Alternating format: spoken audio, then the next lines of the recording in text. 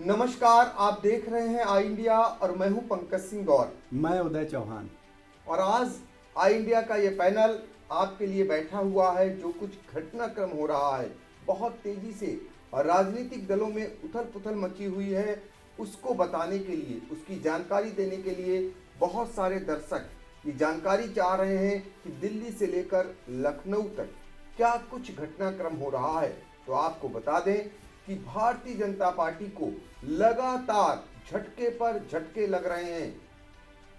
Bharatiya Janata party का इतिहास अगर देखा जाए तो पिछड़ों को लेकर राजनीति करती आ रही थी और पिछड़े नेता एक एक कर भारतीय जनता पार्टी से छिटक रहे हैं, तमाम आरोप लगा रहे हैं। जो त्यागपत्र दे रहे हैं मंत्री और विधायक, वो सीधे तौर पर भारतीय जनता पार्टी पर गंभीर आरोप लगा रहे हैं।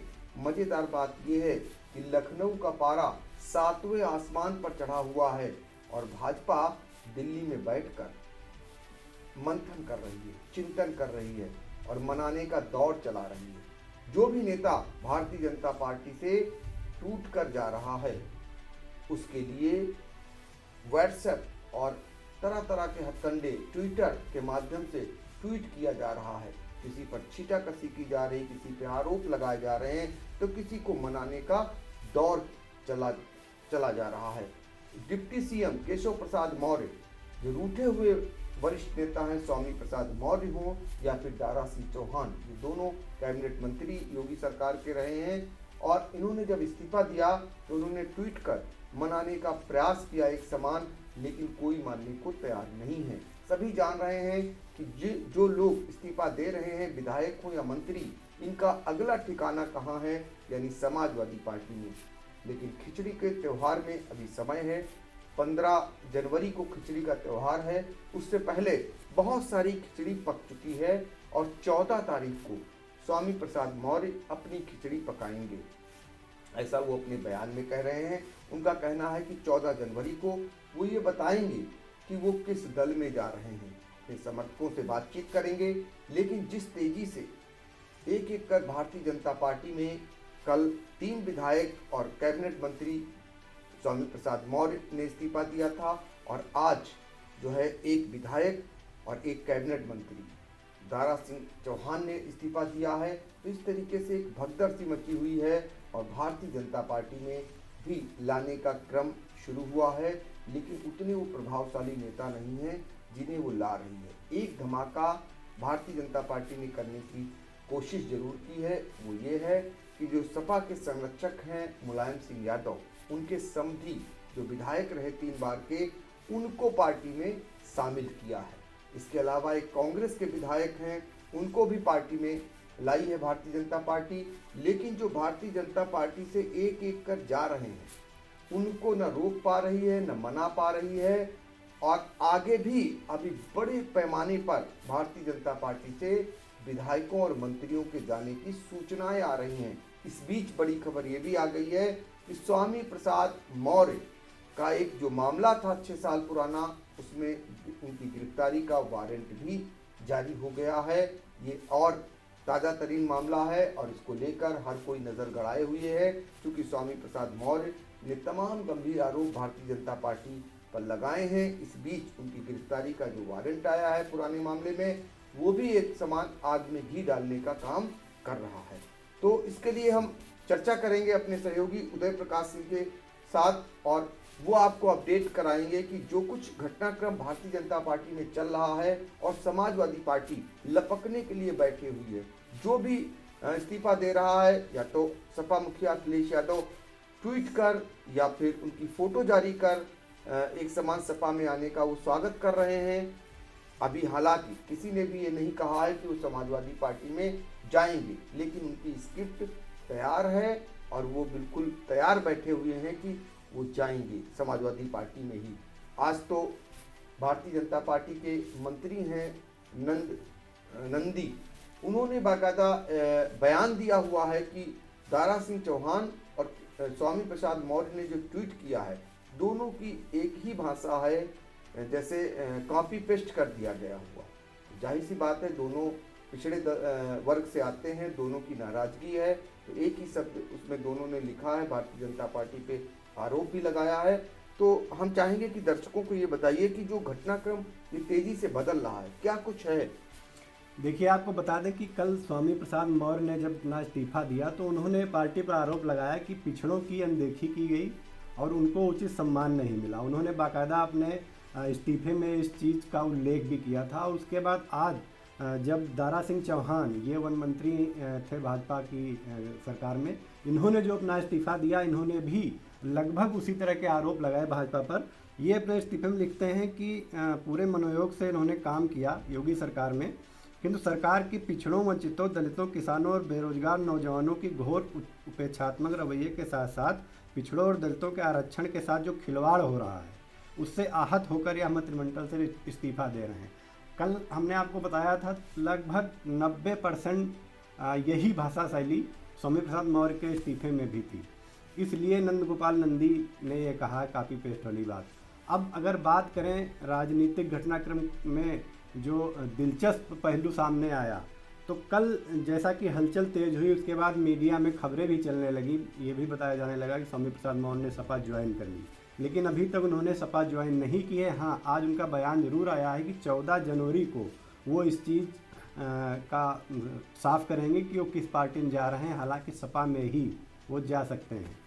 आज भी उसी तरीके से सपा मुखिया अखिलेश यादव ने एक ट्वीट किया अभी कुछ देर पहले, जैसे कल किया था, स्वामी प्रसाद मौर्य की फ़ोटो के साथ, और उनका सपा में ससम्मान स्वागत किया था। आज भी उसी तरीके से उन्होंने एक ट्वीट किया है अखिलेश यादव जी ने, और उसमें बाकायदा फ़ोटो दारा सिंह चौहान के साथ डाली है, और उसमें लिखा है कि सामाजिक न्याय के संघर्ष के अनवरत सेनानी दारा सिंह चौहान जी का सपा में ससम्मान हार्दिक स्वागत एवं अभिनंदन। ये ट्वीट आने के बाद फिर से सियासी गलियारों में हलचल तेज हो गई है कि दारा सिंह चौहान सपा में जा रहे हैं।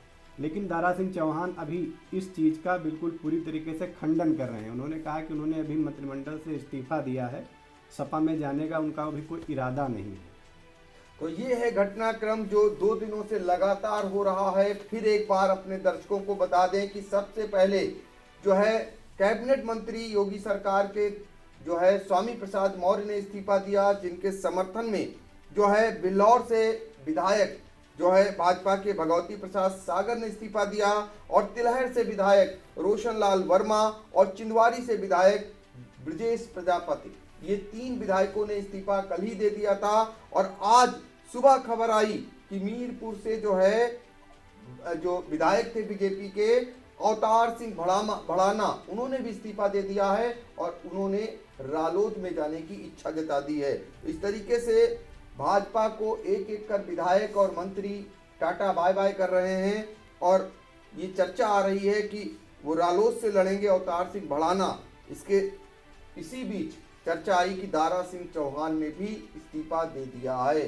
तो दारा सिंह चौहान ने कल हालांकि अपने बयान में कहा था कि इस तरीके की खबरें निराधार हैं जो भी उड़ा रहा है। कल ही मीडिया ने इस बात की आशंका जता दी थी कि दारा सिंह चौहान बीजेपी को छोड़ सकते हैं, लेकिन जैसा कहते हैं कि जो नेता कहता है उसके उल्टा होता है, वो आज देखने को मिला। लेकिन इस बीच भारतीय जनता पार्टी ने भी एक धमाका करने की कोशिश की, लेकिन वो धमाका उतना बड़ा नहीं माना जा रहा है जितनी बड़ी खबरें दारा सिंह चौहान के इस्तीफे से बन रही हैं, स्वामी प्रसाद मौर्य के इस्तीफे से बन रही हैं, और इसके अलावा 4 भाजपा के विधायकों के इस्तीफे से बन रही हैं। उतनी बड़ी खबर फिलहाल उसको तवज्जो नहीं दी जा रही है। उसमें भाजपा ने जो मुलायम सिंह यादव के समधी हैं, जो विधायक थे हरिओम यादव, लगातार सिरसा से 3 बार के विधायक हैं, उनको पार्टी में शामिल करके एक संदेश देने की कोशिश की है,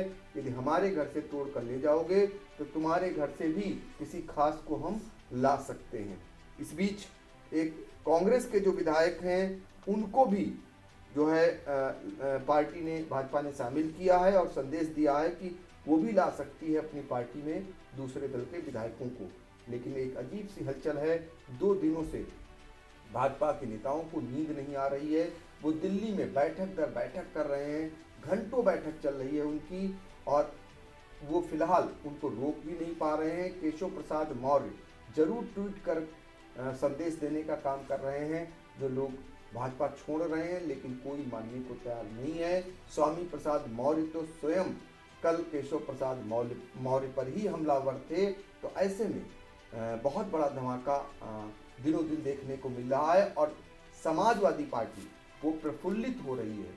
हालांकि उनके घर में भी बाहर से आने के बाद क्या कुछ होगा ये आने वाले समय में बताएगा, लेकिन इतना ज़रूर है कि समाजवादी पार्टी में जिस तरह से बाहर से नेता आ रहे हैं, उनके स्थानीय नेता भी अपने आप को अब थोड़ा सा असुरक्षित महसूस कर रहे हैं। उनके सामने क्या कुछ होगा ये फिलहाल आने वाला समय बताएगा, लेकिन इतना ज़रूर है कि चर्चाओं के केंद्र बिंदु में जब कोरोना काल है और कोरोना काल के बीच में जनसभाएं नहीं हो रही हैं, उन पर प्रतिबंध लगा हुआ है 15 जनवरी तक।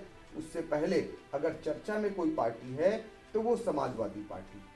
भारतीय जनता पार्टी में चर्चा इस बात की है कि वहाँ भगदड़ मची हुई है, और समाजवादी पार्टी में चर्चा इस बात की हो रही है कि वहाँ नए मेहमान आ रहे हैं भाजपा से छोड़ करके।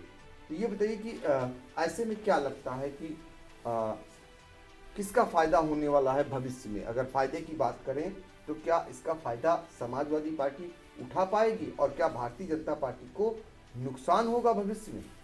देखिए, जो अभी तक अंदर से खबरें मिल रही हैं, कल जो भाजपा की मैराथन बैठक दिल्ली में हुई, तकरीबन 10 घंटे बैठक चली। उसमें से ये निचोड़ निकल कर आया कि जिन विधायकों और मंत्रियों की ग्राउंड रिपोर्ट अच्छी नहीं थी, तकरीबन 100 ऐसे नाम थे जिनका भाजपा टिकट काटने वाली थी। ये जो भगदड़ मची है, इसको उसी से जोड़कर देखा जा रहा है कि बताया जा रहा है कि ये वही मंत्री और विधायक हैं जिनकी रिपोर्ट अच्छी नहीं भाजपा ने बताई, और उनको खतरा महसूस हुआ कि हमारा टिकट कट सकता है, इसलिए वो छोड़कर भागने लगे हैं। एक और अंदर से बात निकल कर ये आई कि भाजपा विपक्षी दल से पहले अपनों से लड़ती नज़र आ रही इस चीज़ को लेकर के कि वहाँ अघोषित रूप से पिछड़े नेता जो हैं उन्होंने एक तरीके से बगावत कर दी है मुख्यमंत्री बनाए जाने को लेकर। वहाँ मांग उठाई जाने लगी कि मुख्यमंत्री इस बार पिछड़ा वर्ग का कोई नेता बनाया जाए। बताया जा रहा है कि इसलिए पिछड़े वर्ग के नेता बगावत पर उतर आए हैं। हालांकि इस चीज़ को बल आज तब मिल गया जब आज की बैठक से खबर निकल कर आई कि अमित शाह ने आज पक्ष लिया उन विधायकों का जिनके टिकट कटने की संभावना थी, और अमित शाह ने ये बात बैठक में उठाई कि विधायकों के टिकट न काटे जाएं, जिन लोगों के काटे जाने की उम्मीद थी। इस चर्चा ने इस बात को बल दिया है कि हो न हो भाजपा में प्रत्याशी चयन और ये जो भगदड़ मची है, इससे ज़्यादा लेकर के मंथन इस बात पर हो रहा है कि किस चेहरे पर वो दांव लगाएं, किसको मुख्यमंत्री का चेहरा बनाएं, जिससे भाजपा में चूँकि बड़ा परिवार है ये मनमुटाव ना हो और ये भगदड़ ना मचे।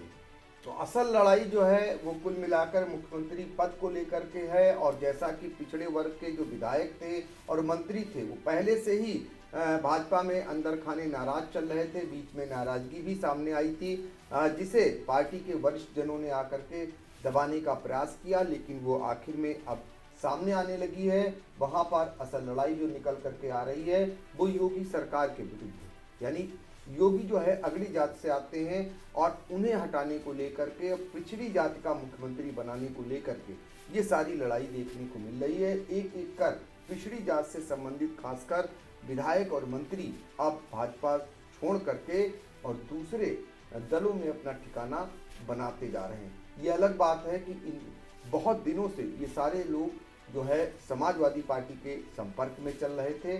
समाजवादी पार्टी लगातार भारतीय जनता पार्टी को तोड़ने में लगी हुई है और आगे भी वो उम्मीद में इसमें बैठी हुई है कि और भी काफ़ी संख्या में विधायक और मंत्री इस्तीफा दे करके और समाजवादी पार्टी ज्वाइन करेंगे, जिससे वो माहौल बनाकर खासकर पिछड़ी जाति के सहारे वो इस बार सत्ता में वापसी करेगी। लेकिन क्या कुछ रहने वाला है ये तो फिलहाल समय बताएगा।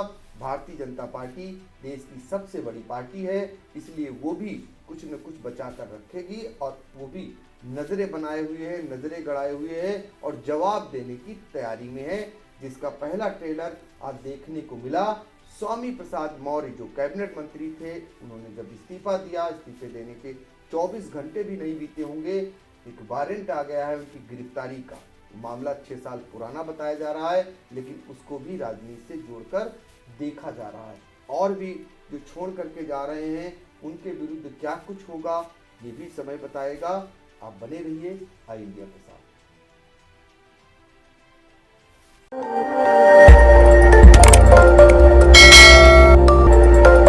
खबर आपकी, नजर हमारी। देखते रहिए आई इंडिया।